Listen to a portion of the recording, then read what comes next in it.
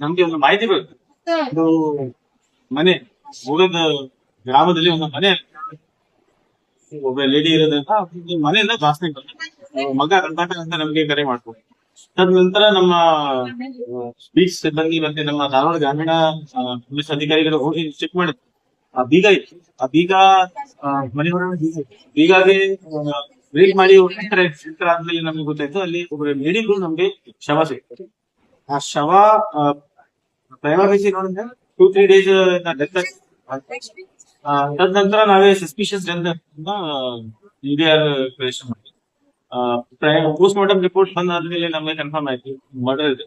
So ದಿನಾಂಕ 19ನೇ ತಾರೀಕು 4ನೇ ತಿಂಗಳು ನಾವೇ ಅದು ಧಾರವಾಡ ಗ್ರಾಮೀಣ ಪೊಲೀಸ್ ರಿಪೋರ್ಟ್ ಮಾಡಿ ತದನಂತರ ನಾವು 1 ತಿಂಗಳಿಂದ ಕಂಟಿನ್ಯೂಸ್ ಆಗಿ ಕೆಲಸ ಮಾಡಿ 2 days ಬ್ಯಾಕ್ 2 ದಿನ ಹಿಂದೆ ಸಂಜೆ ನಮ್ಗೆ ಆರೋಪಿ ನಮ್ಗೆ ಸಿಕ್ಕಿದ್ದಾರೆ. ಆರೋಪಿ ಹೆಸರು ಮೊಹಮ್ಮದ್ ಜಾವೀದ್ ಅಂತ. ಅವರು ಮೂಲ ಬಟ್ ಸುಮಾರು ವರ್ಷದಿಂದ ಇಲ್ಲಿದ್ದಾರೆ. 3 ವರ್ಷದಿಂದ ನಮ್ಮ ಧಾರವಾಡ ಡಿಸ್ಟ್ರಿಕ್ಟ್ ಇಲ್ಲಿ ಇದ್ದಾರೆ. ಜೊತೆಗೆ ಅವರು 3ನೇ ತಾರೀಕು ರಾತ್ರಿ 9 ಗಂಟೆಗೆ ಒಂದು ಆ ಲೇಡಿಗೆ ಹೊಡೆದ್ರು ಮರ್ಡರ್ ಮಾಡ್ತಾರೆ. ರೀಸೆಂಟ್ ಆಗಿ ಅಂದ್ರೆ 29ನೇ ತಾರೀಕಿಂದ ಆ ಲೇಡಿ ಜೊತೆ ಪರಿಚಯ ಆಗ್ತಾರೆ. ತದನಂತರ ಆ ಲೇಡಿದು ಲೋಕಾಭಿಷೇಕಕ್ಕೆ ಆದ್ಮೇಲೆ ನೋಡ್ತಾರೆ ಲೇಡಿ ಅವ್ರ ಹತ್ರ ಜಾಗ ಇದೆ.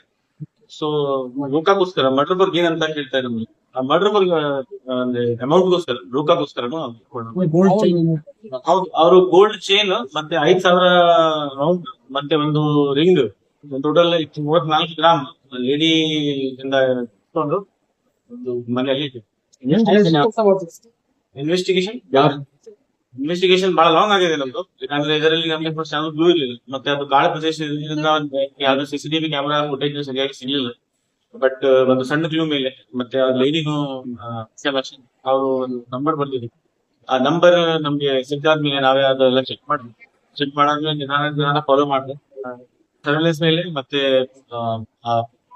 ಗೋಲ್ಡ್ ಚೈನ್ ಮೇಲೆ ನಾವೇ ಮನೆಯಲ್ಲೇ ಹೊರಗಡೆ ಮನೆಯಲ್ಲಿ ಹೊರಟಿದ್ವಿ ರಾತ್ರಿ ಅರೌಂಡ್ 9 ಗಂಟೆಗೆ. ಅವನೇನ್ ಕೆಲಸ ಮಾಡ್ತಾರೆ?